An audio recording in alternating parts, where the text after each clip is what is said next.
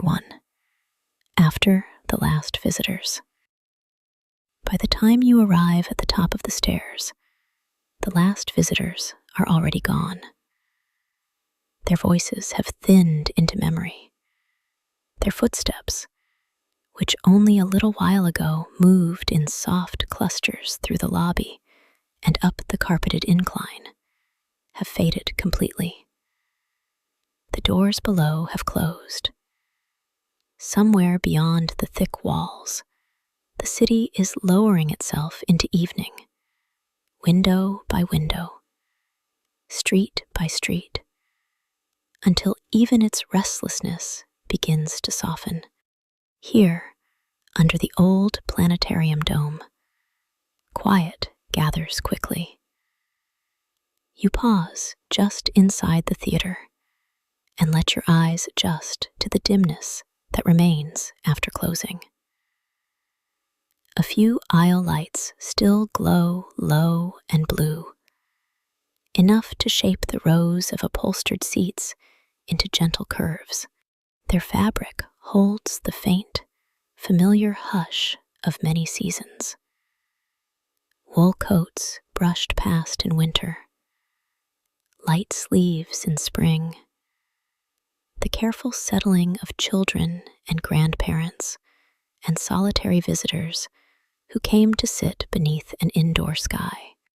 Now all the seats are empty, and in their emptiness, there is no loneliness at all. Only room, only stillness. Above you, the dome rises in a wide velvet arc, dark and patient. By day, it is simply part of the building, a ceiling with age in it, a smooth hemisphere holding old paint and older silence. But at this hour, with the lights lowered and the room nearly at rest, it begins to feel larger than architecture. It curves over you like a sheltered night, deep and soft, waiting. At the center of the room stands the projector. Even in low light, its presence is unmistakable. Brass catches what little glow remains and warms it. Rounded housings, fine levers, polished surfaces worn smooth by decades of careful hands. It does not seem to intrude upon the room so much as belong to it, as a hearth belongs to a quiet house. It waits on its platform with a kind of mechanical dignity, neither asleep nor awake, simply ready in its own restrained way. You know the routine of this hour, and the comfort of it meets you at once. First, you cross the threshold fully and let the door ease shut behind you with a padded click. The sound is small, almost tender.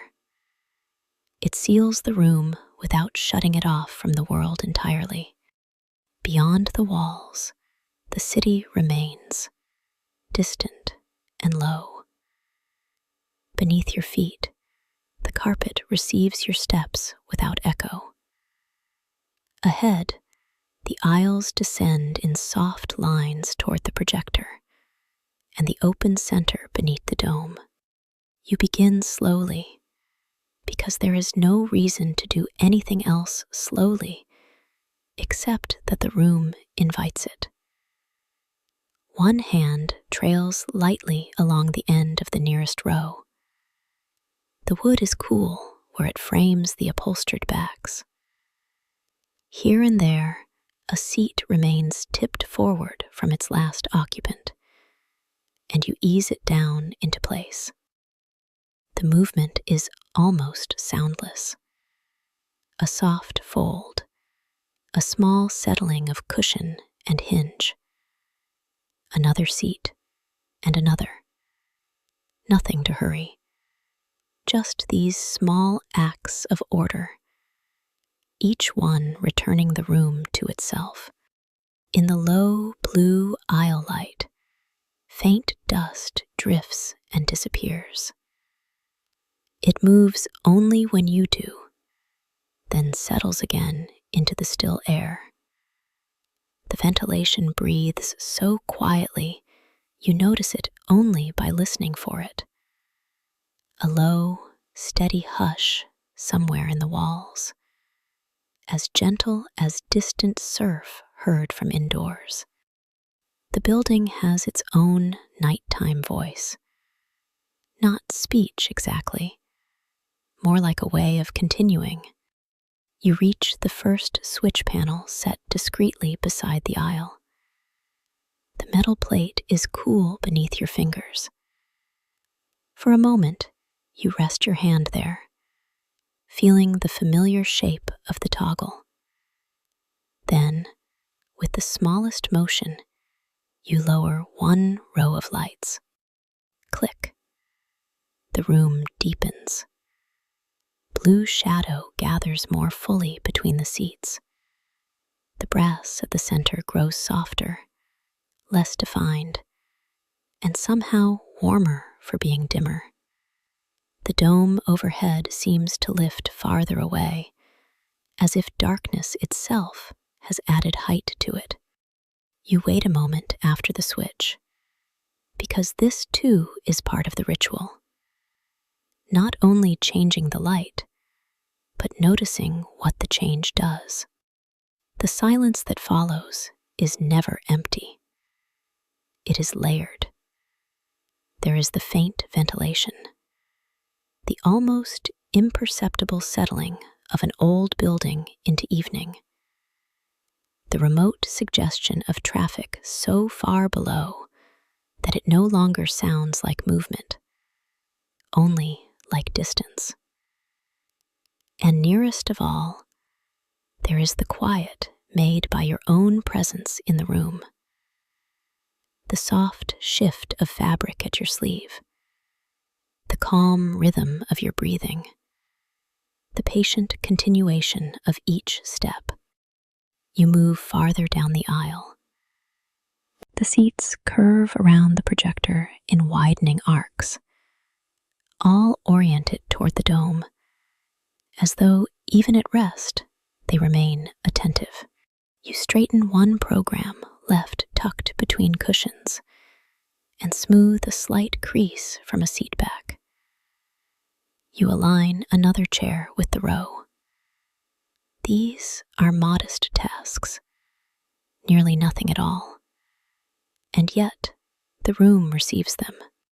With each one, the planetarium feels less like a public place and more like what it becomes after hours. Entrusted space, tended space, a place that knows your hands. At the center, the projector waits in its brass stillness.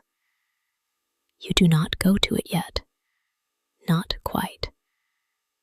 For now, it is enough to see it there, through the dim rows, steady and companionable, while the last traces of the day recede. The dome above remains dark. The seats rest in their ordered curves. The aisle lights glow low and blue, and one by one they will be dimmed. You continue downward at an unhurried pace, deeper into the hush, already belonging to it. Chapter 2. The Aisles in Blue Shadow. You continue downward at an unhurried pace, deeper into the hush, already belonging to it. The last of the aisle lights wait for you in their blue glass covers, small and patient along the steps, each one making a modest pool on the carpet before giving way again to shadow.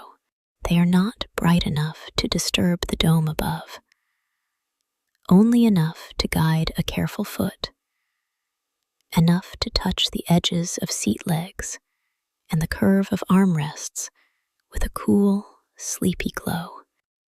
In that softened light, the rows seem longer than they did before, more private now, as though the room has drawn a blanket over itself and is settling into its own nighttime shape. Your shoes make almost no sound on the carpet. The fabric beneath them receives each step kindly, asking for nothing back. A faint dust hangs in the blue light, visible only when you pause and let your eyes rest. It drifts without hurry, turning an air so still that even its small motion seems leisurely. Above, the velvet dome keeps its dark arc overhead, not yet full of stars, only waiting. You reach the first switch plate near the aisle rail. Your fingers find it by memory almost at once. Cool metal against your skin. Then, the small, familiar shape of the switch. When you press it down, there is a delicate click, neat and final, and one blue light goes out. The darkness that follows is not emptiness. It is a gathering. The nearest seats become softer at the edges. The aisle narrows into a gentler line. The room seems to breathe more deeply for a moment, accepting the change without surprise. You stand still long enough to feel that slight settling, that hush arriving to fill the place where light had been. Then you move to the next. Another few steps, another small pool of blue, another careful click. Again, the quiet grows. This becomes the rhythm of the room and of your hands within it. Walk a little, pause, reach, click, wait. Each action is simple enough to require no effort. And because it asks so little, it leaves space for everything else. The low murmur of ventilation hidden somewhere behind the walls. The soft weight of the dome above. The distant city far below the hill, reduced now to something like a memory of sound, rather than sound itself. As the lights diminish one by one, the planetarium grows more intimate.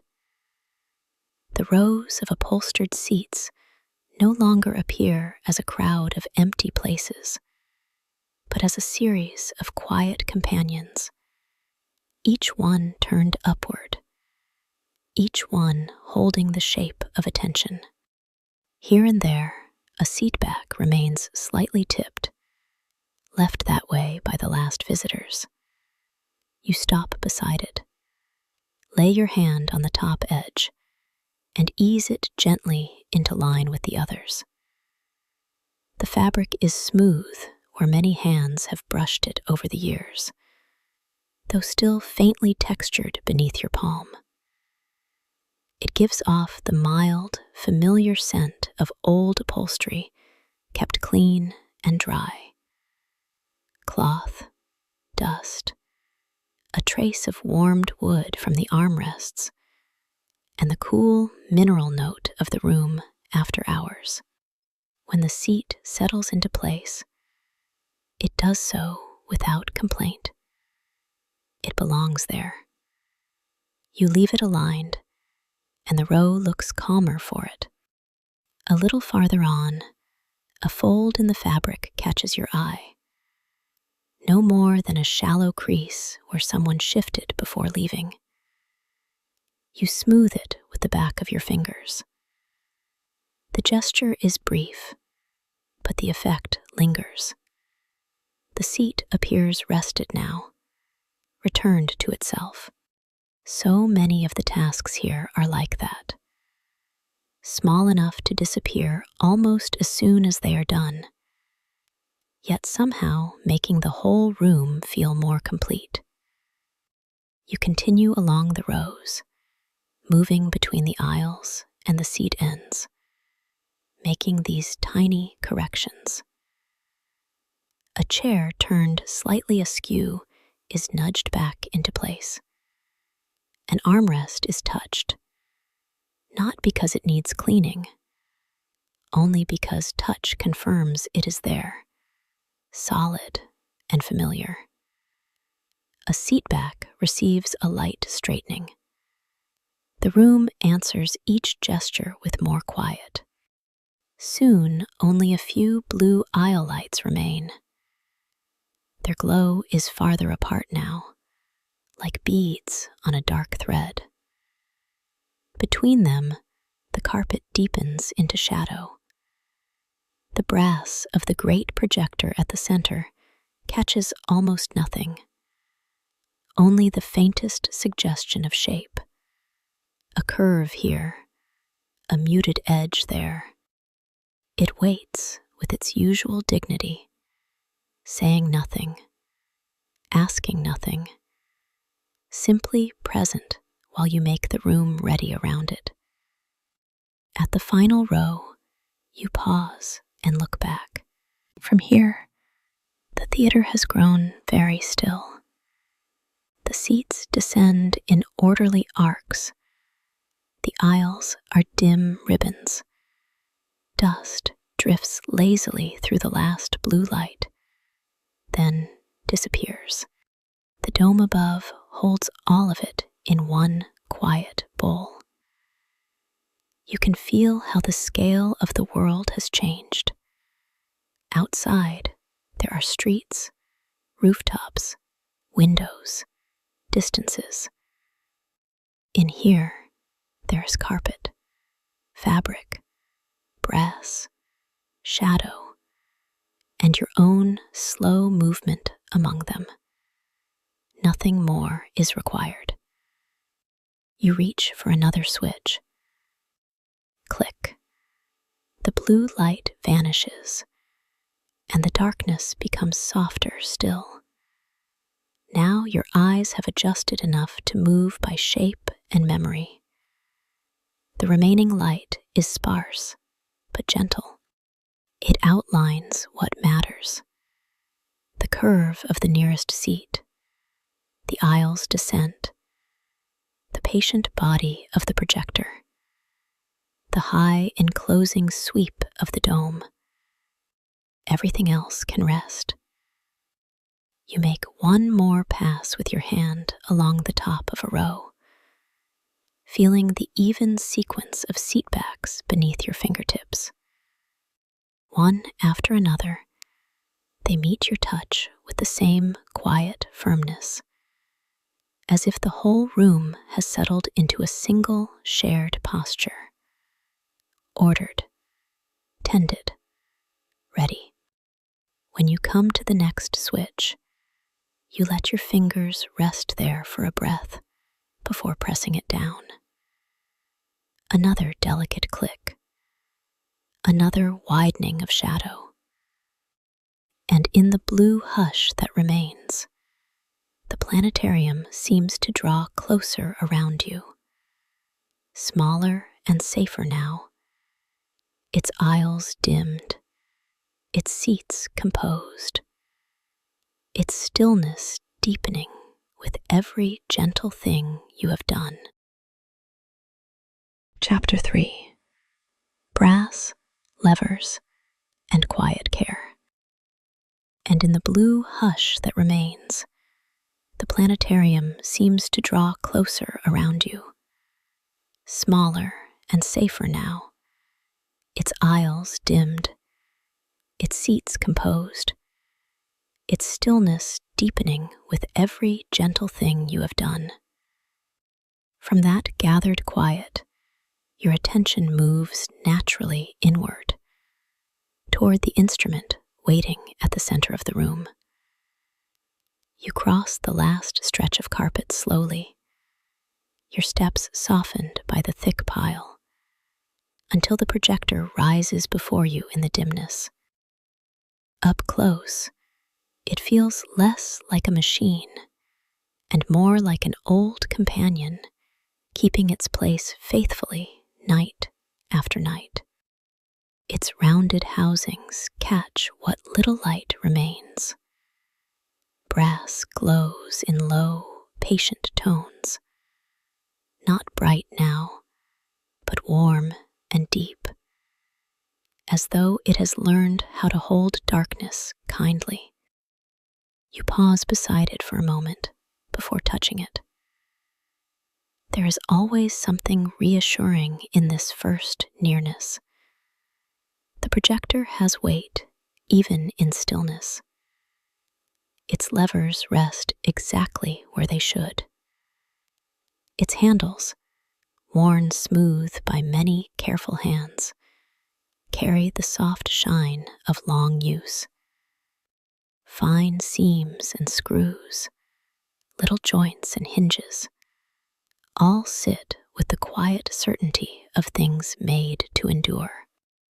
Beneath the velvet dome, surrounded by orderly rows of upholstered seats, this old instrument seems entirely at home. When you lay your fingertips against the brass, the metal is cool at first. Then, as your hand lingers, it seems to meet you halfway, gathering a little warmth. You feel the faintest trace of dust there, no more than a soft dryness against your skin, settled lightly through the evening. From somewhere close to the metal comes that familiar scent. Clean brass, a hint of oil deep in the workings, and the dry paper and dust fragrance that belongs to old rooms devoted to quiet learning. You take up the cloth kept for this part of the night. It is a simple ritual, and because it is simple, it asks nothing hurried of you. You begin at one curved surface, drawing the cloth in slow arcs along the projector's side. The motion is light, almost weightless. Dust lifts without complaint. A duller patch becomes softly luminous. The brass does not flash. It merely clears, as though exhaling. You move from one rounded housing to the next, following the shape of the instrument rather than imposing a path upon it. Each movement has its own small hush. Cloth over metal. A pause. Your hand shifting. The low breath of ventilation somewhere in the walls. Far below, beyond the thick structure of the building, the city has gone distant enough to resemble weather more than sound. Here, under the dome, there is only the projector, the carpet, the sleeping curve of seats, and your careful presence among them. You dust the narrow bars and the small fitted plates. You trace around the edge of a lens housing, around the base where the instrument joins its pedestal, around the little ridges where dust likes to gather in quiet corners. There is tenderness in attending to what is easily overlooked. The cloth slips over worn handles polished by decades of use, and for a moment, you imagine all the evenings they have known. School groups with lifted faces, whispered questions, teachers waiting in the dark, children pointing upward before they learned the names of anything they loved. Now the room belongs only to this hour. You bend slightly to inspect a lower panel. Your fingers find a latch, smooth and familiar. It gives beneath your touch with a small, restrained click. Inside, the mechanisms rest in layered stillness, gears asleep for the moment, springs waiting, metal parts nested close together with the tidy confidence of old engineering. Nothing here feels secretive. Nothing asks to be solved. It is enough simply to look, to make sure all is well, to see that the instrument remains in good order. You close the panel softly, and the sound is neat and final in the hush. Then your hand moves to the switches. One by one, you check them with the same unhurried care you gave the seats and aisle lights. A fingertip rests on each switch before it moves, as though greeting it first. A delicate click answers. Another. Small confirmations in the blue-shadowed room. The switches have a satisfying firmness, the kind old mechanisms keep after years of faithful service. They do not snap or chatter. They settle. You test a lever next, only enough to feel its travel. It resists gently, then yields with measured grace. You return it to rest. Another receives the same quiet attention.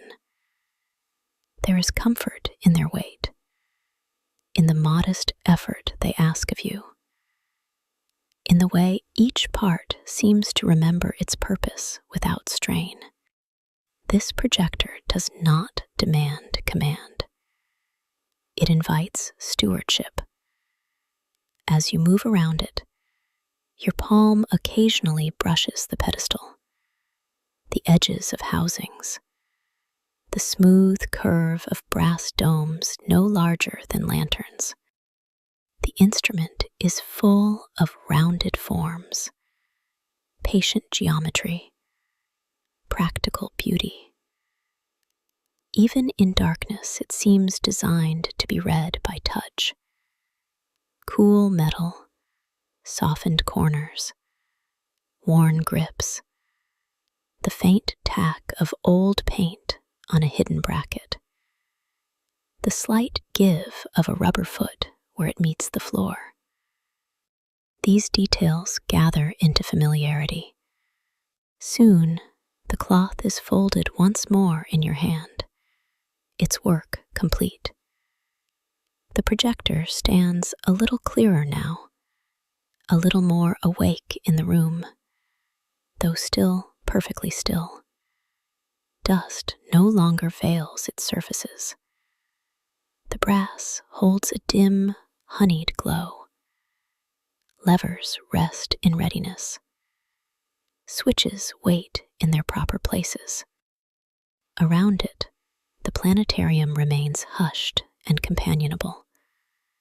The dome overhead like dark velvet drawn close. You stay beside the instrument for another breath, perhaps two. In the quiet, you can feel how the room and the machine belong to one another. The seats face inward toward it. The dome curves above it. The old building seems to shelter it with the same care you do. Tending this instrument is not separate from tending the room. It is part of the same gentle promise that everything here will be kept in order, kept ready, kept kind. And with that promise resting easily in your hands, your attention drifts toward the winding mechanism, waiting nearby in the soft dark, ready for the next patient part of the night. Chapter 4. Winding the Night Sky. You shift a little closer to the projector's side, where the winding handle rests in its bracket, like a tool returned to a familiar place. Even here, in the softened dark, Its shape is easy to read by touch before sight fully confirms it. The curved metal arm, the rounded grip, worn smooth by careful hands over many years. The quiet sturdiness of something made to be used slowly and well. When you lift it free, the small movement makes almost no sound at all. Just the faintest suggestion of metal easing against metal. Then stillness again. The room seems to listen with you.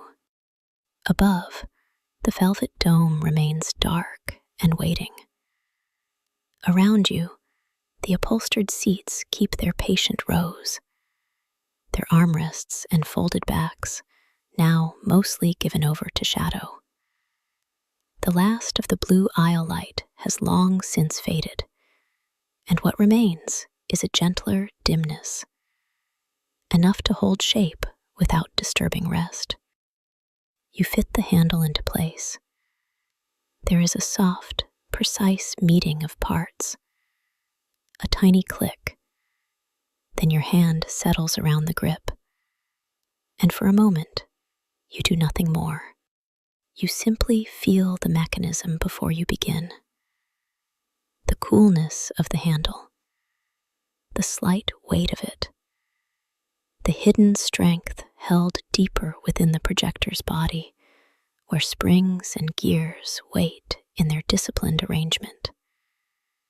The brass nearby carries a low sheen, not bright now, but warm in its own muted way, as if it has learned how to glow quietly after hours. Then, with no hurry at all, you start the first turn. Resistance meets you at once, but gently. Not refusal, not strain. Only the measured, answering weight of the mechanism, receiving your movement and storing it. The handle travels in a slow arc beneath your hand. Inside the projector, something deep and orderly stirs. You hear it not as noise, but as presence. A restrained internal murmur, a gear taking hold, a spring accepting its careful burden. You complete the turn and pause. The pause matters as much as the motion. In it, the room gathers again around the small sound that has just passed. Ventilation moves softly somewhere beyond the walls. The building gives one of its nearly inaudible settling sighs. Far below, beyond thick masonry and darkened corridors, the city is only a distant hush, so softened by height and night that it feels less like traffic or voices than like weather moving in sleep. Your hand returns to the handle. Another turn. Slow. Even. The same quiet resistance. The same steady yielding. The projector seems to recognize the rhythm, and soon your own breathing begins to fall into it. Reach. Turn. Feel the weight deepen slightly. Pause. Listen. The ritual asks for nothing sharp, nothing exacting. Only attention. Only patience. As you wind, you become aware of how beautifully contained the action is. The whole great dome above, the rows of seats, the faint dust suspended in the dark blue shadow, the polished housings and levers and lens caps of the machine itself. All of it seems to draw inward around this one simple task. Your world narrows kindly to hand, handle, gear, breath. The night sky, for now, is still folded inside brass and spring. Another turn. The grip has been smoothed by many palms before yours, and because of that, it never feels cold for long. It warms under your hand, taking on the temperature of your touch. The mechanism answers with a low, almost velvety texture of sound, so restrained that you feel it as much as hear it. Somewhere behind the brass casing, carefully cut teeth are meeting in darkness. Stored motion is being gathered, little by little, enough for stars to drift later across the dome with their old mechanical grace. You pause again, and in the stillness that follows, the projector stands with a kind of patient dignity. It does not demand to be finished quickly. It has all night. Perhaps that is why winding it feels less like preparing a machine and more like waking a companion very gently, letting it come into readiness by degrees. You continue. Each turn is nearly the same, and because it is nearly the same, it grows soothing. The body learns the arc. The shoulder softens. The wrist follows. The small click at the end of each rotation becomes familiar, almost tender in its consistency. Nothing in this room startles. Nothing interrupts. The old planetarium simply receives the ritual as if it has been waiting for this exact sequence of movements since the doors closed and the last footsteps faded from the aisles. You can smell the faint, metallic sweetness of brass, the dry trace of dust, the thin, clean note of oil kept where moving parts require it. Beneath that is the cool scent of the room itself. Old upholstery, carpet, wood, paper from distant offices and cabinets, all of it held in the calm mineral air of the building at night. Another turn, another pause. Now the resistance has deepened just slightly, enough to be felt and welcomed. It reminds you that the stored motion is real, accumulating within. Yet even this growing weight remains gentle. It asks you to slow rather than push, to listen with your hand, to stop between turns and let the mechanism settle into its own quiet. And so you do. The dome overhead remains blank for now, a dark curve waiting to receive its private weather of light. The seats below it face upward in perfect stillness, as if they too are ready. All around, the room has the composed feeling of something nearly prepared, not finished, not expectant in any restless way, simply nearing that soft threshold where tending gives way to watching. At last, after one more careful turn, you let the handle come to rest and keep your hand there a moment longer. The projector holds the wound night within itself. Beneath your palm, the mechanism is quiet again, though not empty now, ready. And in the hush that follows, the whole planetarium seems to lean very slightly toward the first star. Chapter 5. The First Constellations. And in the hush that follows, the whole planetarium seems to lean very slightly toward the first star. You remain beside the projector, one hand still near its worn brass housing, and wait without needing anything more to happen quickly. The room has already been prepared. The aisle lights have been dimmed away. The seats sit in their quiet rows, their dark upholstery holding the shape of the evening's vanished audience. The dome above, velvet dark and softly curved, seems deeper now than it did a little while ago, as if darkness itself has settled more completely into its fabric. Then, overhead, another point of light appears. It is so small at first that it feels less like an arrival than a noticing. A pale pin of brightness, steady and delicate, suspended high above the empty seats. Then one more, and then another, each one placed with such patient care that the sky seems to be remembering itself rather than being made.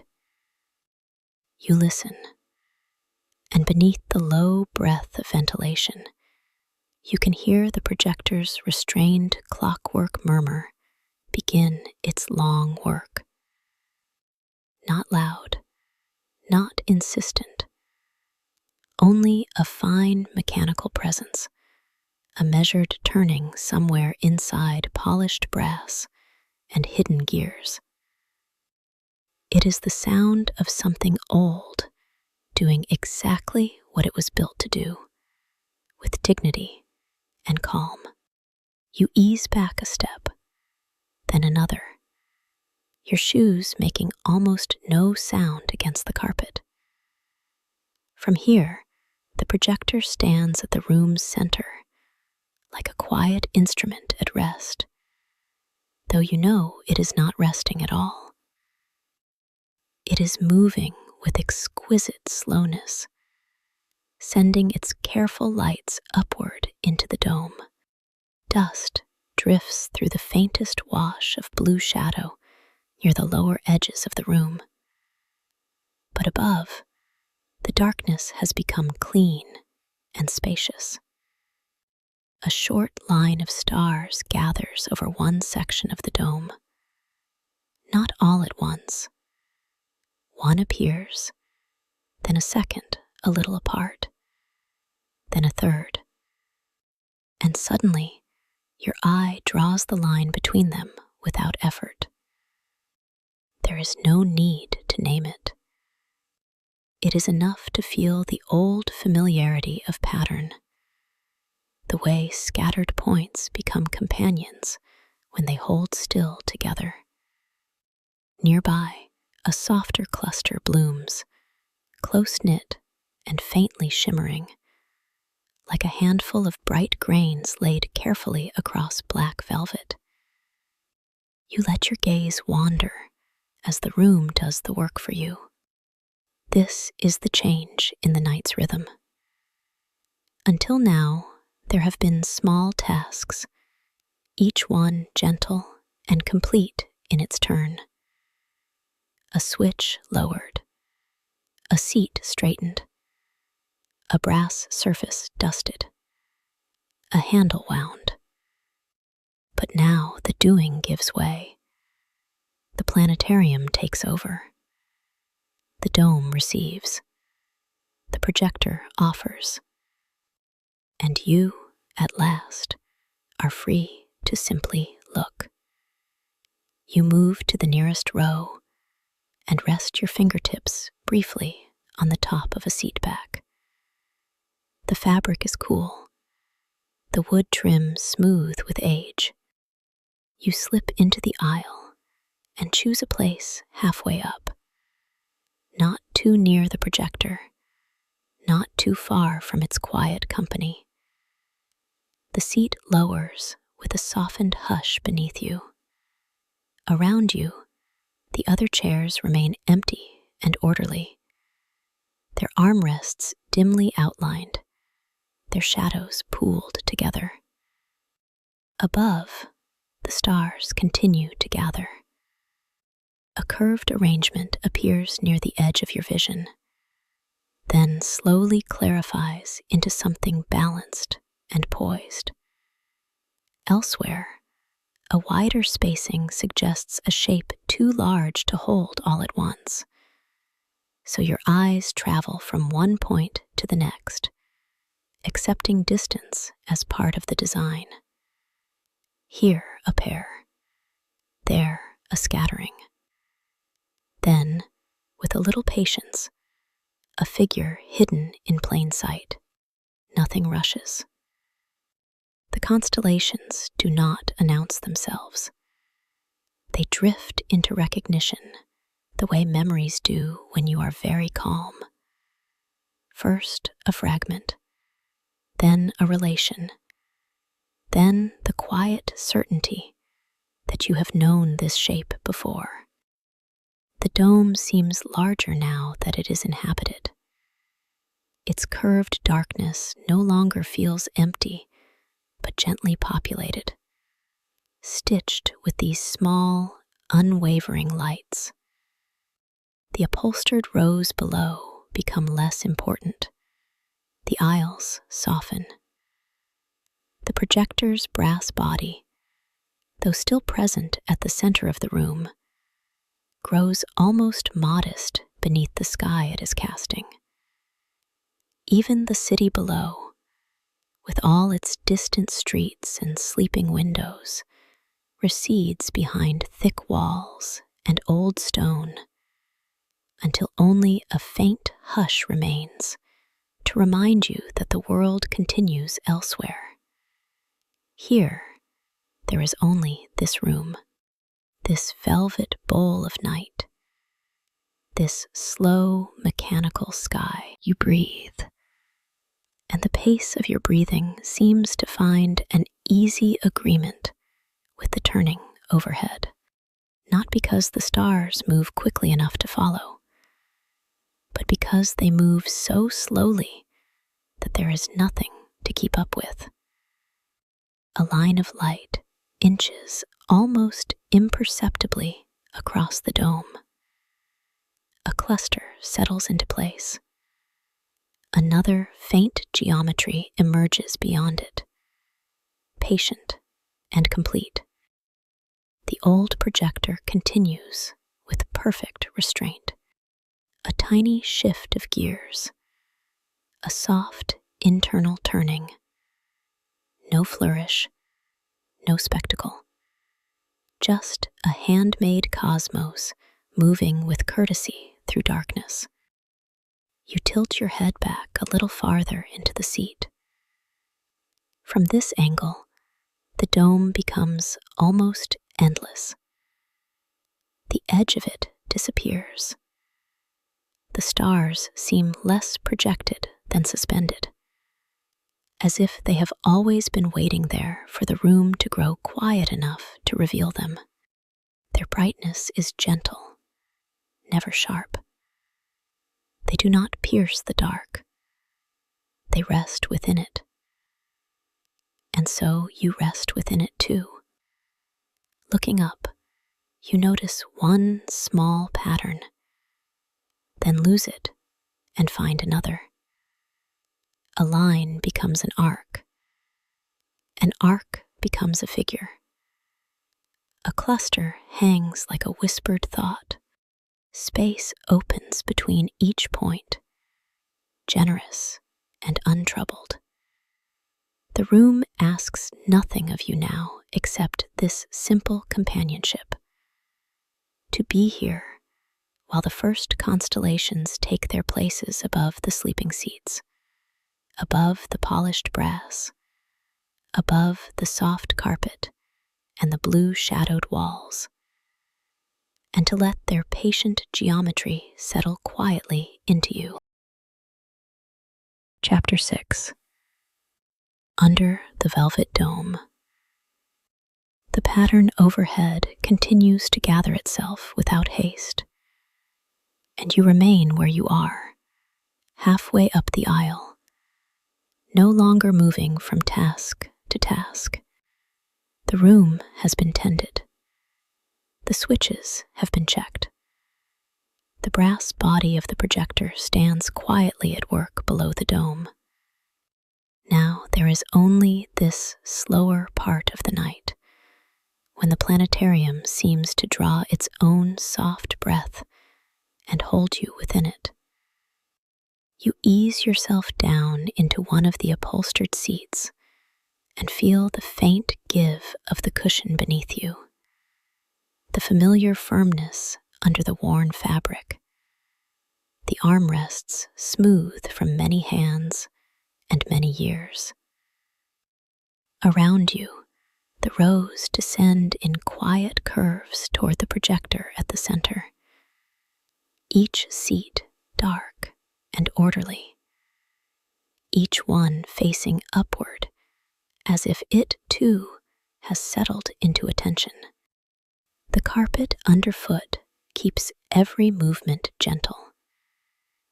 Even the smallest adjustment of your shoulders, the soft crossing of your ankles, becomes part of the hush. Above, the dome rises in one unbroken arc of velvet darkness. It is not the open sky, and yet it receives the stars with such calm generosity that the difference hardly matters. The curved ceiling disappears as you look at it. Its structure withdraws. Its painted surface, its age, its careful maintenance, all become invisible for a while. And what remains is the impression of distance. The old room knows how to do this. It has spent decades teaching eyes to lift and soften, to stop measuring walls and begin trusting spaciousness. The stars drift so slowly that their motion is less seen than felt. A point of light that seemed fixed a moment ago has shifted by the width of a breath. A line of small brightness has tilted almost imperceptibly. The constellations do not arrive with ceremony. They simply continue, patient and self-possessed, moving through their old, remembered paths, while the projector offers them upward with restrained, mechanical grace. From the center of the room comes the faint clockwork murmur you know already by touch. It is quieter now than when your hand was on the winding handle, quieter than when you stood close enough to hear each tiny resistance in the gears. At this distance, it becomes less a sound than a texture in the air, a fine thread of turning metal woven through the stillness. Under it rests the low breath of ventilation, steady and untroubled. Together, they make a kind of companionship for the silence, never breaking it, only giving it shape. The dome seems larger the longer you sit beneath it. Its darkness curves above the last blue traces near the walls, above the dim suggestion of aisles, above the polished brass that catches only the smallest glints now. Dust, which earlier floated in the sidelight, has nearly vanished into the room's deeper blue shadow. Only now and then, when your eyes drift lower and then back up, do you notice one or two pale specks passing through the projector's faint glow, as if the air itself is settling to rest. Far below, beyond the thick walls and the hill and the sleeping roofs of the city, there is still a world continuing in its own quiet way. You do not hear much of it here. Only the softest suggestion reaches this room. A distant hush too broad to be called a sound. More like the memory of streets, of windows dimmed one by one, of late buses moving carefully through the dark, of people turning in sleep. The planetarium rests above all that, not separate from it, but gently lifted from it, as though this dome were a small, sheltered lantern set high over the night. And sitting here, you feel that height without needing to see it. The room holds you between scales. Close at hand are the simple things: the weave of the seat fabric beneath your fingers, the rounded wood of the armrest, the faint scent of old upholstery, brass, dust, and cooled machinery. Beyond that is the circular room itself, orderly and companionable, with its rows of seats and quiet aisles and central instrument faithfully turning. And beyond even that is the suggestion the dome creates so well. Not ceiling, not architecture, but sky. Handmade sky. Mechanical sky. A sky shaped by brass housings, lenses, levers, and careful maintenance, yet still capable of stirring the same quiet widening in the chest as any clear night outdoors. There is comfort in that. Nothing here is vast in a lonely way. The darkness overhead is spacious, but enclosed. The stars seem distant, but they are offered from the center of the room by a machine you have dusted with your own hands. Wonder has edges here. It is held within plaster and steel, velvet paint and carpet, old switches and patient gears.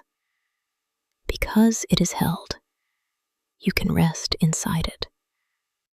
You let your head settle back a little farther. The projector continues its measured work. A cluster glides. A line of stars leans into a new angle. Empty space opens around them like dark silk. The dome receives every point of light without strain. The seats remain still. The aisles remain soft and dark. Somewhere in the building, a small, settling sound passes and is gone, absorbed almost at once into the larger quiet. You do not need to follow any single constellation now. It is enough to let them pass above you in their slow, mechanical season. Enough to feel the room around you like a cradle suspended between earth and sky. Enough to be the one who stayed after the last visitors, who dimmed the lights, tended the seats, wound the night, and then allowed yourself to become still within it. So you sit beneath the velvet dome, while the old planetarium keeps its private sky in motion, and the darkness above remains curved, spacious, and gently near. Chapter 7. The building breathes around you. So you sit beneath the velvet dome, while the old planetarium keeps its private sky in motion, and the darkness above remains curved, spacious, and gently near. After a little while, your attention widens, not away from the stars exactly, but around them, around the room that holds them, around the old, careful structure that makes this quiet possible. The projector continues its restrained clockwork murmur at the center of the theater, patient as ever. And beneath that soft, mechanical turning, you begin to hear the planetarium itself. Not one sound, but many small ones, spaced far apart, each so mild that it seems less like noise than like breath. A low current of ventilation moves somewhere beyond the walls, steady and untroubled. It passes through hidden ducts and old grills with the gentlest hush, as though the building were breathing in sleep. The sound does not ask for attention. It simply remains, even and dependable, a soft underlayer beneath the drifting stars. Now and then, the structure settles by the smallest degree. A quiet tick from somewhere high in the dome's framework. A faint wooden easing in a panel along the aisle. The almost inaudible answer of old plaster, old beams, old fastenings resting deeper into the cool of night. None of it startles. These are familiar sounds, companionable sounds, the kind that belong to a place that has stood for many years and knows how to carry silence without becoming empty. You stay where you are, halfway up the aisle among the upholstered seats, and let the room continue around you. The seats themselves seem to have entered a deeper stillness. Their dark fabric no longer waits for anyone to return. Their armrests, smoothed by generations of hands, catch almost no light at all. Row after row curves gently downward toward the projector, and beyond that, toward the imagined horizon of the dome. In the dimness, each seat keeps its place with quiet dignity, as though the room still remembers every visitor who has ever settled here and tilted their face upward. It is easy to feel those old evenings lingering kindly in the walls. School groups once rustled through these aisles in bright coats and whispered excitement. Couples once sat shoulder to shoulder in the back rows. Children, not yet sleepy, once pointed at the first appearing stars. Teachers, ushers, lecturers, caretakers before you, all of them moved through this room in their time, each bringing a little warmth, a little wonder, a little ordinary human presence. The building has held it all without hurry. It has listened to questions, received laughter, absorbed applause, and then, night after night, returned to this same deep hush. Now it holds you just as gently. The thick walls keep the city at a respectful distance. Far below, beyond stone and stair and quiet corridors, the streets have softened into a remote hush. You do not hear traffic so much as the memory of it, worn smooth by masonry and height. The city is still there, sleeping under the same night. But here, inside the planetarium, it arrives only as a faint reminder that the world continues beyond this dome, beyond this hill, beyond these old doors with their padded closers and brass plates gone cool in the dark. Between you and that distant world lie layers of shelter.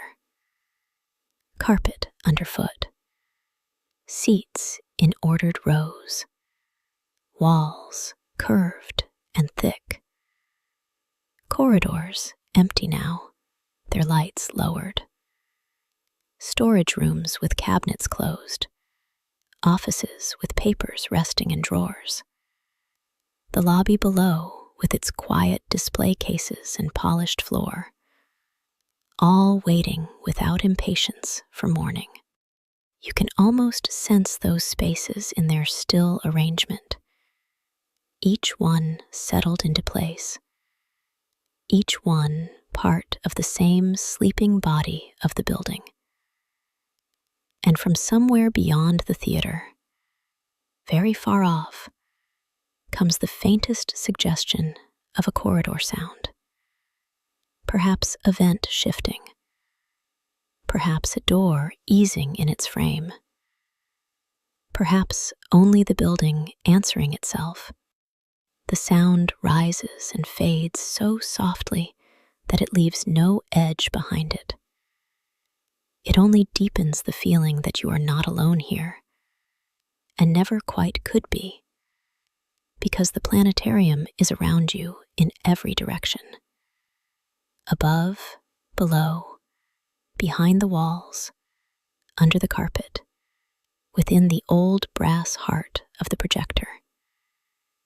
Its presence is protective rather than watchful. You feel it in the way the air remains cool and even, in the way the dome receives each small star without glare, in the way the darkness is never empty, only sheltered.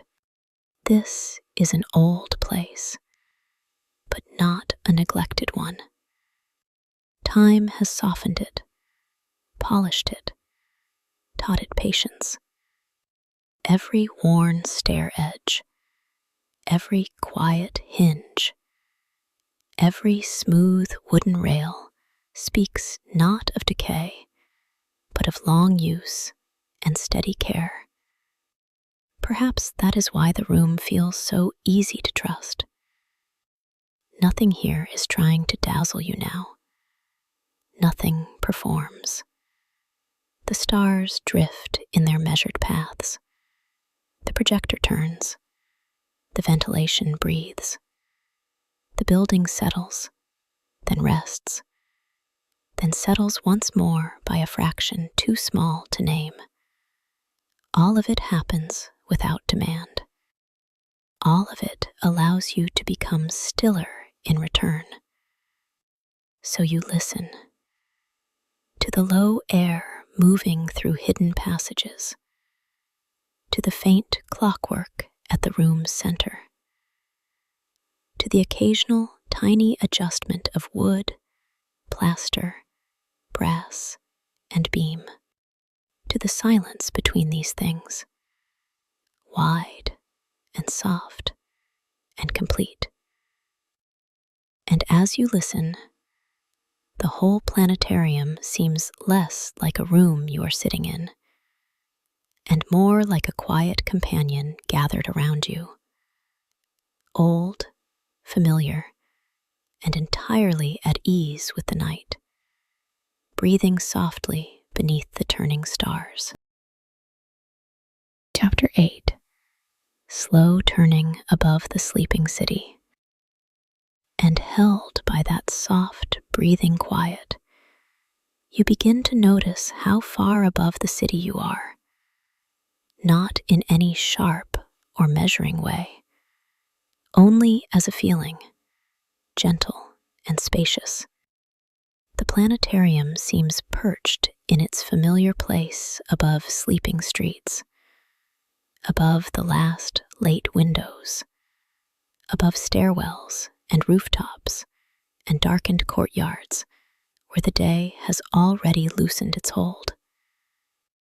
Beneath the velvet dome, with the projector's restrained clockwork murmur at the center of the room, you remain tucked into your seat, halfway up the aisle.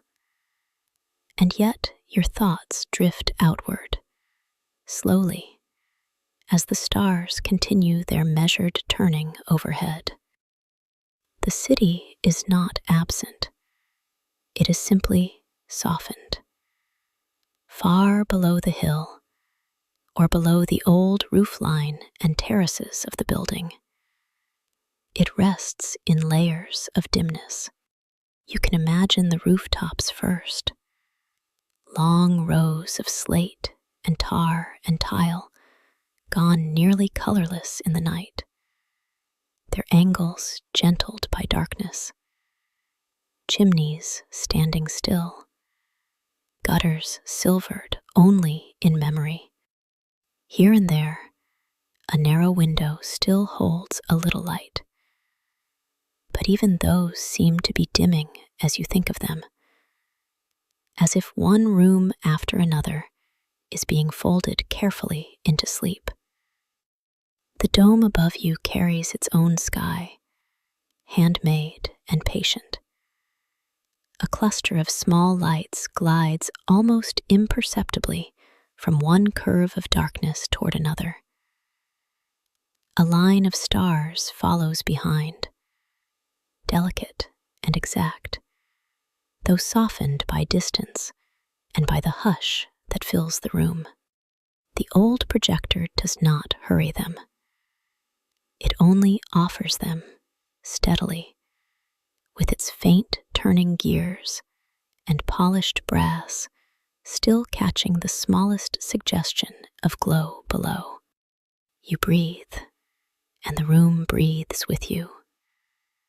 Beyond the thick walls, the city hush remains at a respectful distance.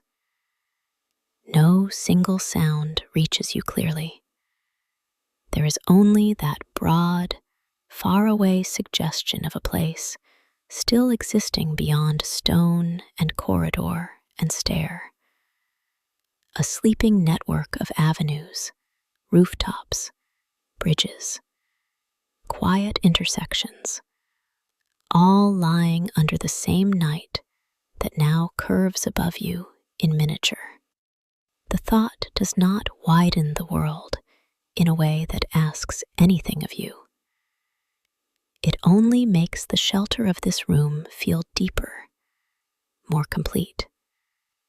You picture the streets now, emptied of their daytime insistence, crosswalks cooling under street lamps, storefront glass gone black, parked cars lined gently along curbs, their shapes simplified into dark, resting forms. A bus shelter standing vacant beneath a pale light, a bakery sign unlit. The windows above shuttered shops now dark, except for one lamp left glowing in a back room somewhere, low and amber. Before that, too, is switched off. All of it settling, all of it releasing itself into the same quiet hour.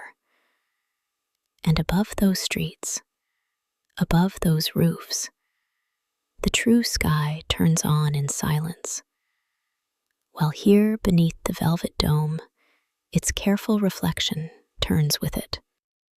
The resemblance is enough. You do not need the city to be visible. It is more soothing this way, half imagined, softened by height and walls and distance. The planetarium keeps you apart from it without severing you from it. You are still of the same world, of stairwells, windows, weather, sleeping neighborhoods. But here those things are hushed into their gentlest form. Here they arrive only as a distant presence, like the memory of rain heard from under blankets. The upholstered seat supports you quietly. Around you, the other seats descend in dark, orderly curves toward the center, each one empty, each one waiting without expectation. The carpeted aisle holds its blue-shadowed dimness. Near the walls, the faintest remnant of low light lingers, enough to suggest the room's shape without disturbing the sky overhead. Dust hangs here and there in the projector's path, appearing for a moment, then then disappearing again into the dark. The stars continue to move, so slowly that stillness and motion become almost the same thing. A small cluster leans westward. A bright point edges nearer the dome's rim. Another pattern, faint and familiar, seems to gather itself and then drift on. Nothing announces these changes. They happen with the same patience as night itself, and because of that, they are easy to receive. You do not follow them closely. You simply let them pass over you, one arrangement yielding to the next. Somewhere below, in the sleeping city, a final train may be crossing a bridge. Somewhere, a lamp may be left on in a kitchen. Somewhere, a person may be pausing at a window before bed and looking out at the dark roofs under the open sky. But all of that remains far from you, softened into almost thought, almost dream. Here, there is only the dome. Here, the brass projector continues its quiet labor.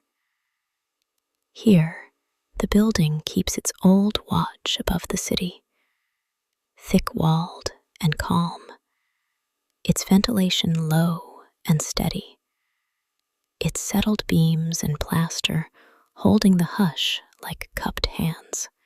You sit inside that hush and feel how gently the scales of the night arrange themselves around you. The small nearness of fabric and armrest, the wider curve of seats and aisle, the round shelter of the dome, the old building on its height, and beyond that, the city spread out in darkness, sleeping under the same patient turning. Nothing needs to be done with this feeling. It is enough to rest inside it. Above, the constellations continue their slow mechanical drift, and below, beyond the walls, the city sleeps on in roof lines and dim windows and quiet streets, while you remain safely between them, cradled in the old planetarium's breathing dark. Chapter 9. One last gentle circuit. For a little while longer, you stay where you are, halfway up the aisle, letting the old room hold you in its quiet balance. The stars continue their patient turning overhead. The projector keeps its low, restrained murmur. The building breathes through hidden vents and distant passages. Nothing asks to be changed. Nothing is out of place.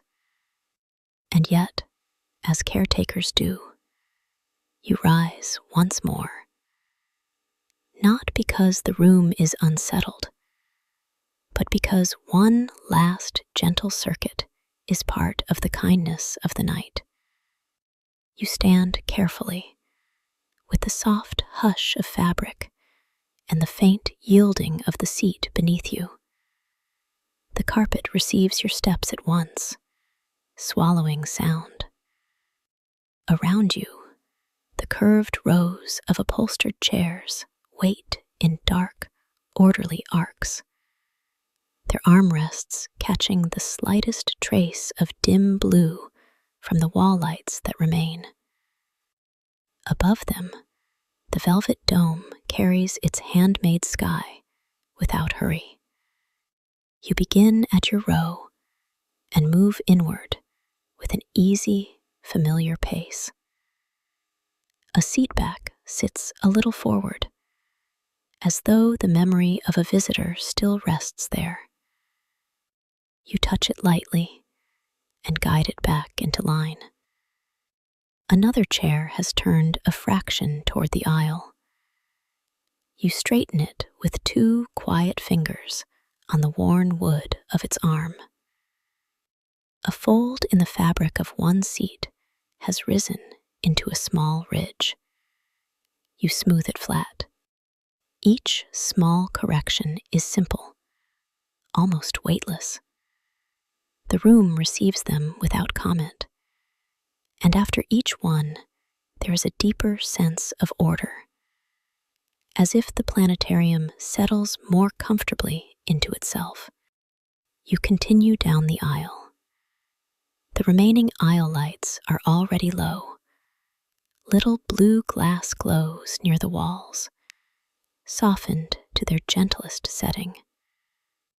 Still, you pause beside one and rest your hand near the switch plate, feeling the cool painted surface, the familiar shape of the tiny lever. With a delicate click, you lower it 1 degree more. The blue light does not vanish. It only softens, becoming less a lamp than a hush of color along the base of the wall. You do the same at the next. Click, a little dimmer. At the next corner, another small adjustment. Click. The darkness gathers kindly, never sudden, never empty. It seems only to draw the seats, the carpet, the brass, and the dome into a closer and more restful agreement. When you reach the lower rows, you turn toward the center of the room. The projector stands where it has always stood, beneath the slow turning sky, its brass surfaces now muted to a deep, honeyed glow. Here and there, a polished edge catches a star's brief reflection. The levers remain still. The wound mechanism continues its patient work. You do not interrupt it. You only come near enough to listen. There is the faint clockwork measure you know so well now.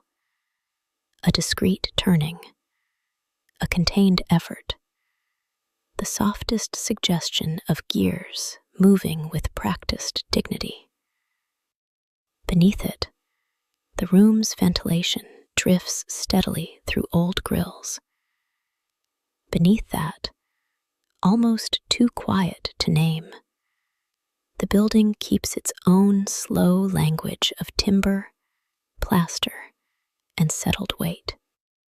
Everything is as it should be.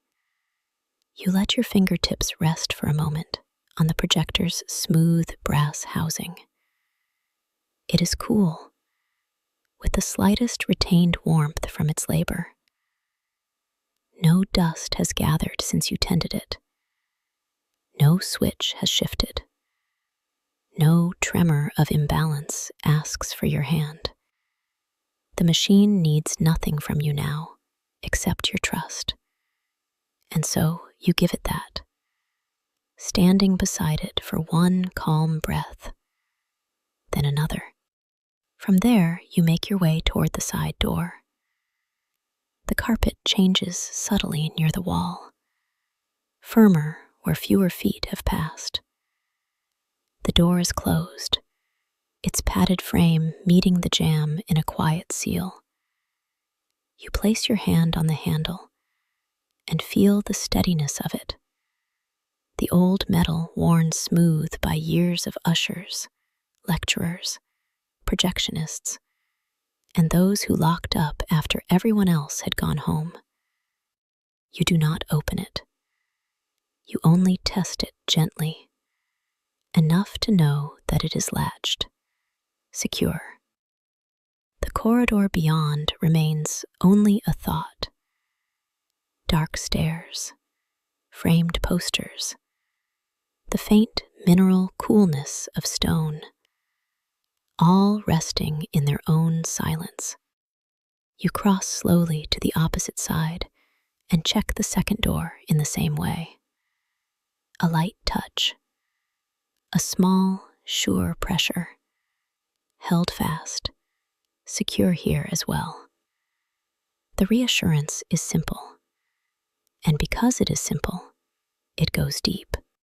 Doors closed, lights low, seats in order, the machine turning, the dome untroubled, the city far below and softened by distance.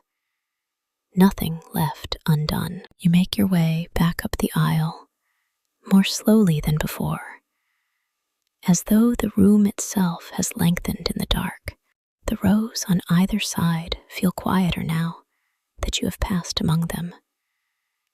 Their shapes are familiar enough to move through almost without looking. The curve of each back, the dull sheen of fabric, the occasional glint along a wooden armrest worn satin smooth by decades of hands. Faint dust drifts in blue shadow near the walls and disappears again. Halfway up, you pause and turn for one last look across the whole room. The planetarium has accepted the night. That is how it feels. Not merely closed, not merely empty, but gently arranged into its proper after-hours rhythm. The last lights are low and tender. The seats rest in dark, even rows. The brass projector keeps watch at the center with its quiet, mechanical heart. Above, the constellations continue their measured passage across the velvet dome. So slow they seem almost still, yet never still at all. You return to your seat. The cushion gives softly beneath you. The air is cool and unmoving except for the building's calm breath. In the hush, the small checks you have made begin to widen into something larger than task. A sense that the room is fully tended, that every object has been noticed, that nothing has been forgotten. So you let your hands rest. You let the aisle remain dim. You let the doors stay closed. You let the projector go on with its patient turning. And overhead, the handmade stars continue to drift, while the old planetarium, carefully kept, holds you once again inside its breathing dark. Chapter 10. Beneath the handmade stars. You remain where you are, halfway up the aisle, with the soft curve of the room gathered around you. There is nothing more to set in order now. No seat back left askew. No light needing to be lowered. No switch waiting for the small, careful touch of your hand.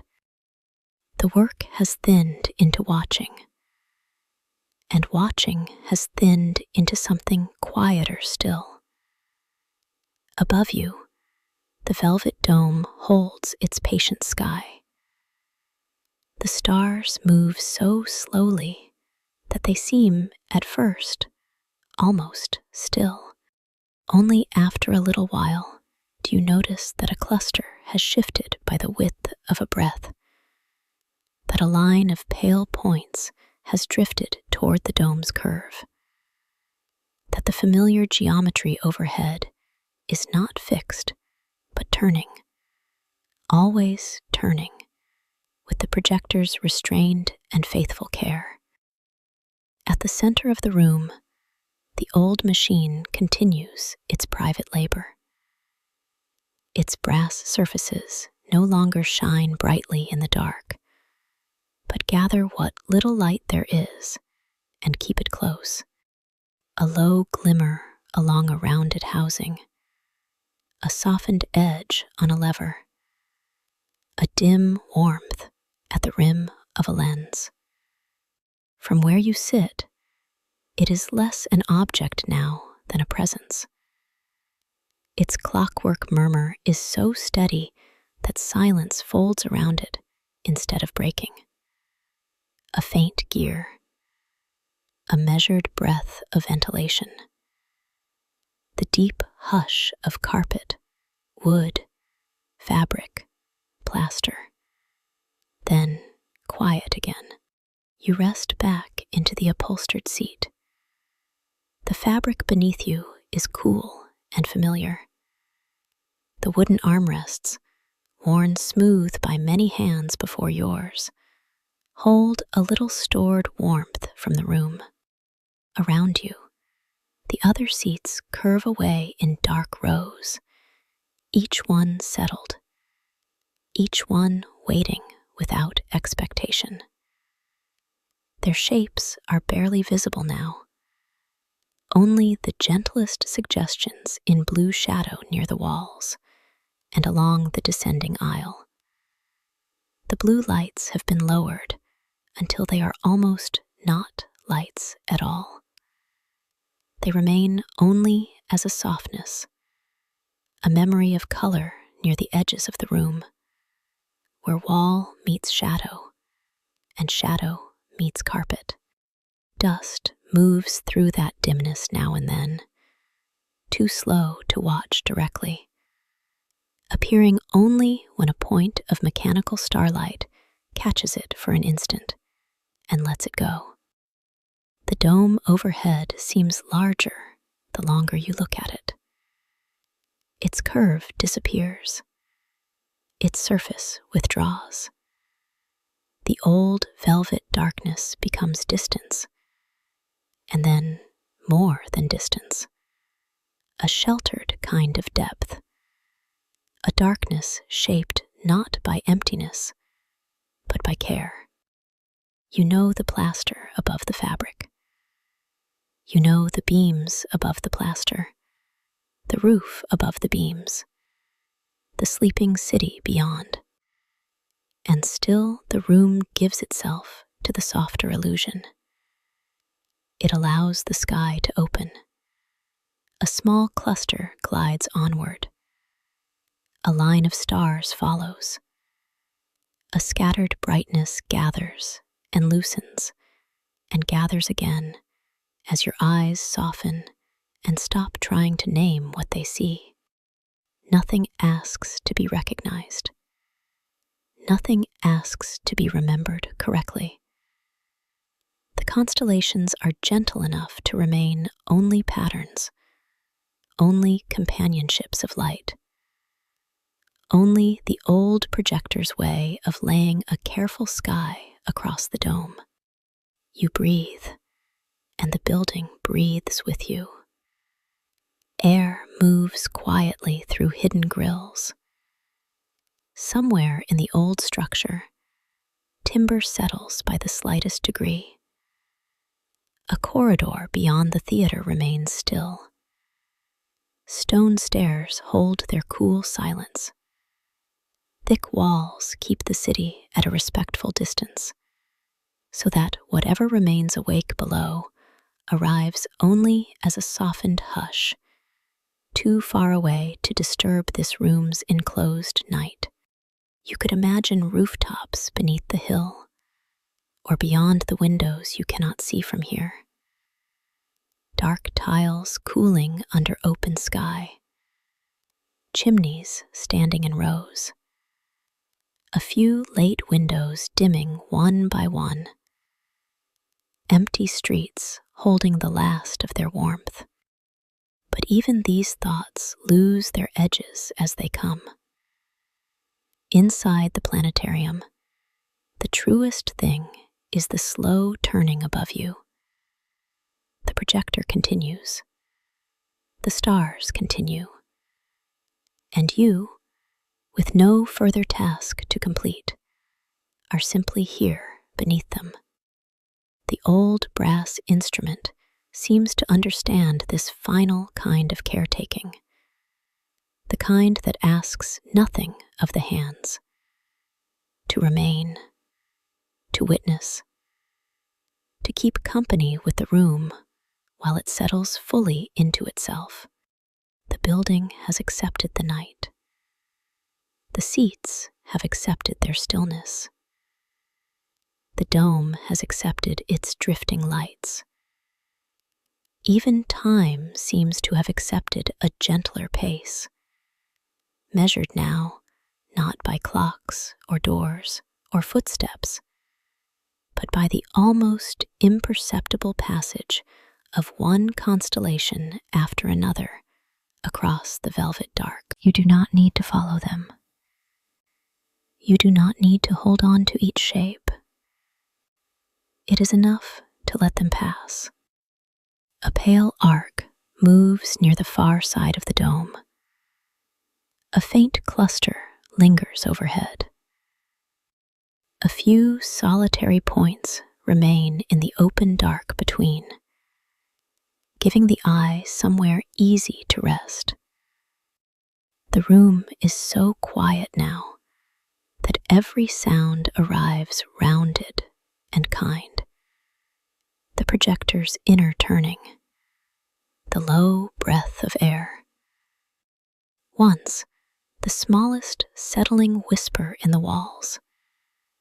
Then again, the long, unbroken hush, deep and spacious, as though the planetarium has drawn a blanket of darkness up around its own shoulders and yours. You stay beneath it. The handmade stars continue their patient drift. Brass keeps its muted gleam at the center. Blue shadow rests along the walls. The carpet holds every sound before it can travel far. And overhead, under the velvet dome, the careful night goes on turning. Slowly, softly, as if it has all the time it needs.